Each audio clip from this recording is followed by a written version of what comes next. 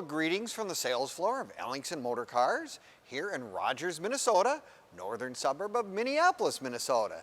Today we're going to talk about one of the first gentleman's pickups, if you will, from Ford Motor Company in 1957, the Ranchero pickup. Give you all the details in a moment.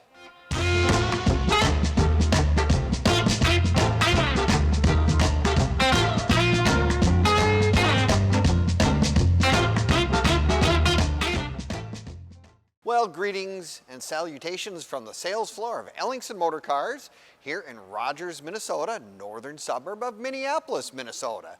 Today we're going to talk about our latest acquisition, and I tell you what, these were really neat pickups, if you want to call it a pickup, gentleman's pickup, specialty vehicle, whatever, a 1957 Ford Ranchero.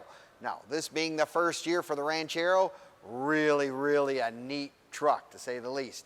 Now you're going to want to watch this video from start to finish because we always do a walk around, we'll do a cold start, give you more of the details of this really special vehicle that we now have on our sales floor.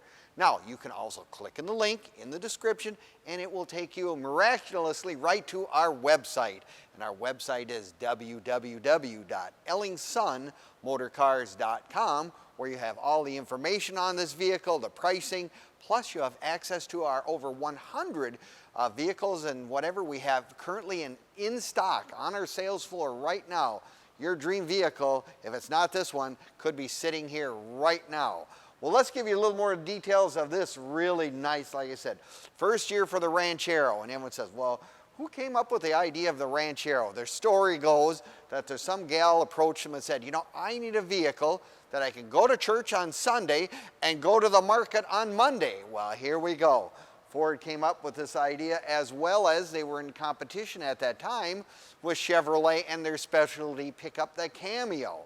So let's say Ford goes, well, we're going to do one step better. We're going to really come up with a vehicle that is almost basically a ranch station wagon is what they did, and they cut the back off, took the part of the station wagon and put a box on it, and that's how you came up with a vehicle that drives like a car.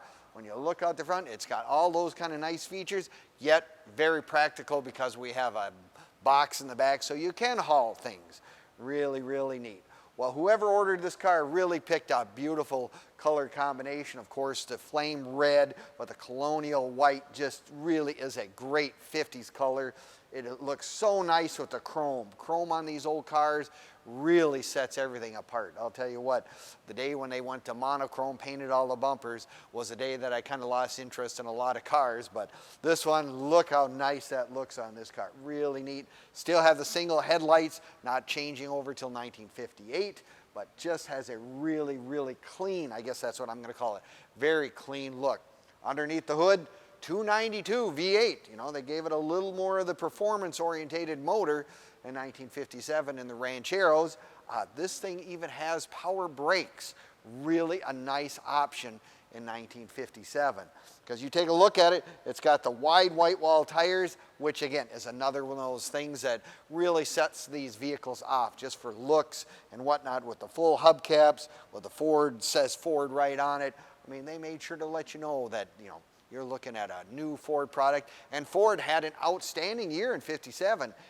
Memory doesn't fail me, they even beat Chevrolet. Oh, hard to believe, but Ford had one of those really outstanding years with all the new designs, new trucks, new cars, whatever. Very nice. Now let's just look at some of the other features on this vehicle that are just really cool. Look at it, it's got the dual factory mirrors and spotlights.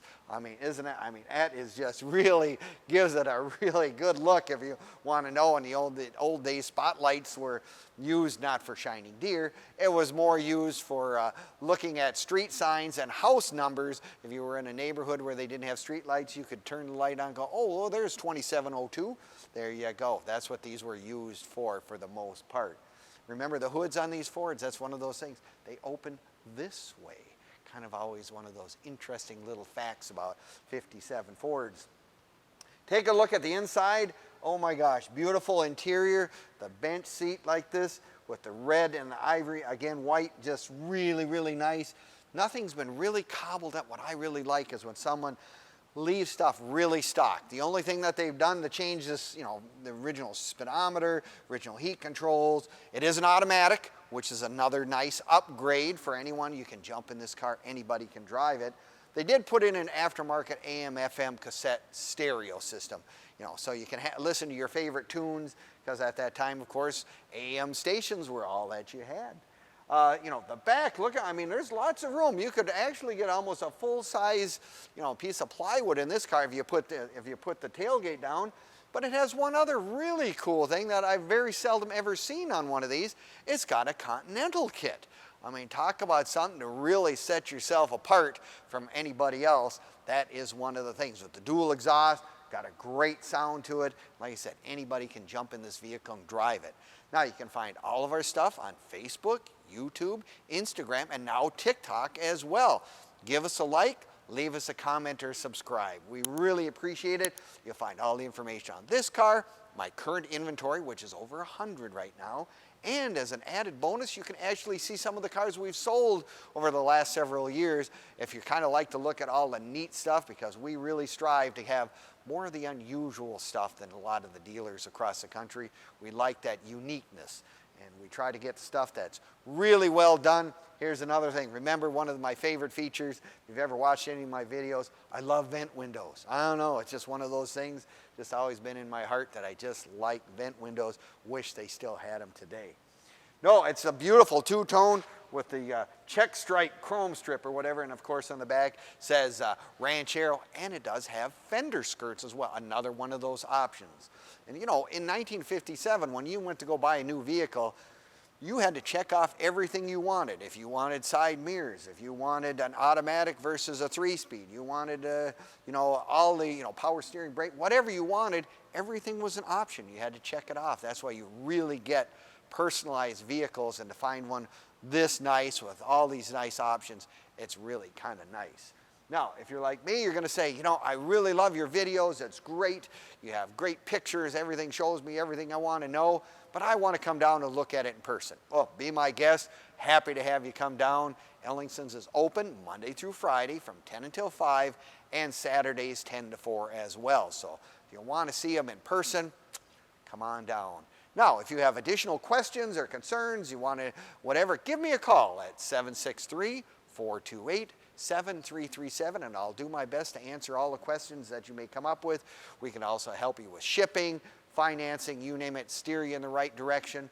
I always tell people, if you buy a given kind of car, join that national car club or join the local car club, because there's always someone there that can give you more information and whatever, and give you a little more background. We always have what we call, someone says, where do you fix these?